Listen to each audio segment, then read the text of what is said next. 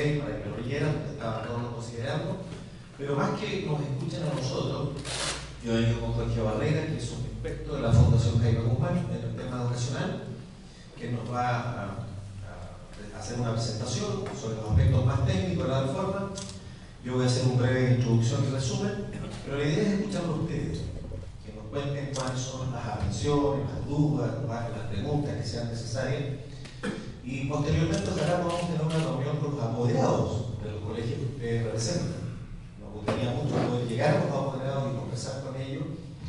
La Unión de los Independientes y todos sus parlamentarios hemos salido de terreno a lo largo de todo Chile y estamos haciendo este mismo trabajo. Estamos hablando con los sostenedores, con los directores, con los profesores, con los apoderados, para explicarles los alcances de este proyecto de ley que nosotros consideramos que es muy dañino y que le va a hacer mal a Chile, no le va a hacer bien. Y estamos convencidos que el proyecto es inconcluso, que es fruto de una improvisación, que faltan muchos aspectos que tomar. Entonces yo quería hacer un pequeño resumen, Jorge, partir primero diciendo cuáles son los principales problemas del sistema educacional chileno. He hecho un breve resumen ahí. Una de las cosas que más se critica es la desigualdad de origen que tienen, o las diferencias de origen que tienen nuestros alumnos cuando llegan a la educación básica. Bueno, Chile tiene una gran déficit en salas comunales y jardines infantiles que permitan precisamente compensar esas desigualdades de origen. La presidenta ha anunciado ahora un programa bastante amplio de construcción de jardines infantiles y salas curas, que hay que esperar que se cumpla, pero de buen estándar, porque además tenemos distintos tipos de colegios, de establecimientos de educación preescolar que tienen muy distintos estándares. Algunos son de la JUDI, otros son de INTE, otros manejan las municipalidades, en fin, y ahí la cancha está muy dispareja. Está muy dispareja. El otro problema que tiene la educación es, y que lo ha dicho, está copiado textual de lo que dijo Joaquín Brunner en una entrevista que le dieron una columna que escribió hace poco en el diario La Tercera. Él habla de que existe un subdesarrollo en la profesión docente que necesita ser renovada en todos sus aspectos, desde el pregrado hasta en el tema laboral. Y habla textualmente desde la formación inicial, de la habilitación profesional, de la inducción para el trabajo, de la evaluación, del acompañamiento, la capacitación, en fin, también habla de los salarios y los incentivos de los profesores para trabajar en los distintos medios en que se desempeñan.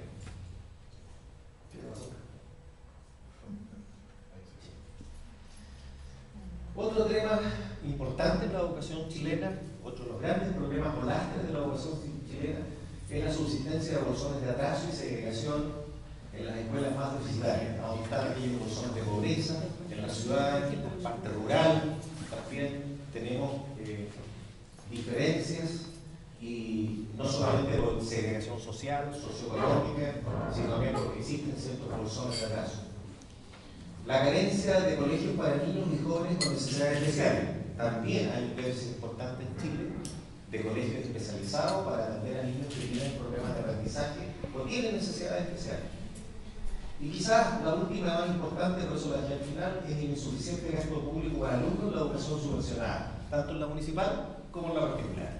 Cuando el sistema partió con subvención, acuérdense que antes el presupuesto era por colegio independientemente del número de alumnos. Se daba un presupuesto, ya sea si era una escuela, era un liceo, independientemente de la matrícula. En los años 80, cuando se inició la reforma, se dijo que igual que en los colegios particulares, la subvención iba a ser per cápita, o sea, por alumno. Ya sea que tuviera un colegio particular subvencionado o en un colegio público. Y eso cambió la situación porque eso hizo que la oferta se adecuara a donde estaba la demanda. Yo recuerdo, por ejemplo, en la comuna de Quintero había un liceo que atendía a los vecinos, a los niños que venían de comunas muy distantes, Puchuncaví, Zapallar, Carapilco, porque allá, según el Estado que administraba el liceo de Quintero, no había demanda. Cuando se sinceró la situación y se dijo, mire, va a haber una subvención por alumnos, resulta que apareció curiosamente la demanda en Puchuncaví. Y hoy día tenemos dos establecimientos de educación media desde hace muchos años, tanto en Puchuncaví como en Ventana, con una buena matrícula de alumnos, porque la oferta se adecuó a donde estaba la matrícula y no hacíamos viajar entonces a los niños largas horas para llegar a su liceo. ¿Y qué es lo que ha pasado? Cuando partió el sistema estaba perfectamente financiado y la subvención alcanzaba. De hecho, para poder efectuar el traspaso a los municipios, se obligaba a las municipalidades que hicieran un estudio para determinar si el sistema se financiaba o no. Con el tiempo se fueron agregando una serie de mochilas o lastres a la educación que significó que los costos se encarecieran y la subvención quedara casi pareja o no se modificara de acuerdo al mismo porcentaje o proporción que aumentaba la subvención. ¿Qué significó? Que la educación tanto municipal como la escuela particular subvencionada entraron en crisis porque no alcanzaban a cubrir los costos con el aporte que daba el Estado. Entonces se inventó el copago. Y en un momento el copago es un invento de los gobiernos de la concertación. No es un invento que se haya hecho cuando se creó el sistema o se traspasó o se permitió que los particulares ingresaran a la educación pública. ¿Para qué? Para poder financiar el déficit que el Estado generaba. Los colegios particulares subvencionados se llaman copago, que es aquella parte que los apoderados, que ustedes conocen muy bien, colocan porque no alcanza la subvención. Pero en las municipalidades también existe copago, en los colegios municipales. Lo ponen en la municipalidad. La municipalidad de Viña, estamos hablando de cerca de 8.000 millones, 3.500 millones que tiene que poner la municipalidad para financiar el déficit que tienen los colegios municipales. Amén de todos los otros fondos que pone el Estado. Fondo Nacional de Desarrollo Regional, porque hay que hacer modificaciones, ampliaciones o reparaciones, circular de para equipamiento, fondos sectoriales para otro tipo de obra, el FIDE, ¿no es cierto? Hay un montón de fondos que el Estado, a través de fondos regionales, sectoriales, destina a los colegios municipales, que obviamente la cancha tampoco está pareja, porque mientras el privado tiene que pedir endeudarse o pedir crédito o hipotecar propiedades para poder enfrentar su hogar. Entonces, aquí yo diría que una de las principales causas del problema que hoy día estamos enfrentados es que los recursos que el Estado destina a financiar la educación a través de la subvención es absolutamente insuficiente. Y por eso se genera el problema que en gran medida tenemos hoy. Entonces nos presenta una reforma educacional que está basada en 3 ejes. Ustedes saben que esto partió durante la campaña y se han creado, la verdad es que hoy día tenemos casi un eslogan que se llama fin al lucro, fin al copago, fin a la selección. Ese es el eslogan que hoy día todos los políticos de la mayoría repiten, ¿no es cierto? Y que el lucro lo han satanizado, el copago también está satanizado hoy día, y la selección también. Hoy día no es malo seleccionar. Aquí no corre el mérito del alumno, de cada alumno, sino también hay que eliminarlo porque hay que igualar para abajo. Lo que dijo el ministro Rey, que hay que sacar por patinas los que tenían más capacidad. ¿Cuáles son? Yo hice un listado de lo que nos parecía cuáles eran las críticas más profundas que nosotros teníamos de diferencias con la reforma educacional. Y están ahí en esa lámina.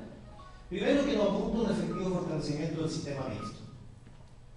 ¿Qué es lo que tenemos por sistema mixto? Que tanto el Estado como los privados, ¿no es cierto?, pueden y deben preocuparse de la educación. Y de hecho está demostrado que en Chile llevamos muchos años, o sea, prácticamente toda la historia de Chile hemos tenido educación particular. De hecho, en Chile las congregaciones ofrecían educación particular, después fueron los particulares subvencionados y en fin hay una larga historia que fundamenta que los colegios, los privados sí pueden intervenir y pueden y deben actuar en materia de educación. Además, por de pronto, ahí está la libertad de los padres de poder enseñar dónde educan a sus hijos. Elegir entre diversos modelos educativos, ya sean de iglesia, no de iglesia, laico, en fin. Segundo, creemos que la reforma educacional solo cambia la naturaleza jurídica de una parte de los sostenedores. Y el Estado además se transforma, le cambia el rumbo, porque obliga, ¿no es cierto?, pasar de ya sea una sociedad de responsabilidad limitada a una fundación sin fines de lucro, o un nuevo RUT, y además ellos compran colegios y se transforman en gestores inmobiliarios, que no tiene nada que ver con la calidad de la educación, es lo que hemos dicho nosotros, están comprando fierro y ladrillo, que nunca se dijo que íbamos a caer en la compra de fierro y ladrillo, pero el tema es la calidad. Y no, tampoco hablan de qué vamos a hacer con los profesores, esta reforma no toca a los profesores. No estamos hablando tampoco de lo que pasa dentro de la sala de clase, de los procesos educativos, todavía no se toca ese tema. O sea, aquí el eslogan es final lucro, final copago, final la selección. Eso es lo que hoy día escuchamos. Tercero, sustituye el dinero privado, que es lo que llamamos el copago, por un dinero fiscal, pero no cubre todo el déficit, cubre parte del déficit. ¿Ya? Cuarto, altera los procedimientos de admisión sin modificar las raíces de la segregación y la diferenciación escolar, lo que dijimos al comienzo, que no empareja la cancha de sus raíces, sino, y además dice, se habla mucho en estos días del efecto paja, que cuando uno en un curso tiene buenos alumnos y malos alumnos, se supone que el efecto del alumno bueno es que tira para arriba a otro, pero eso no está demostrado y hay muchas crisis, hay muchos textos que son bastante contradictorios en ese tema. Hay algunos que no, que los autores que fundamentan el proyecto del gobierno obviamente lo defienden, pero yo he leído ya 2 artículos que dicen que no tiene nada que ver y que no está demostrado científicamente. Entonces estamos en la incertidumbre frente a ese tema. No propone mejoramiento de la calidad que asegure mayor equidad del resultado del aprendizaje.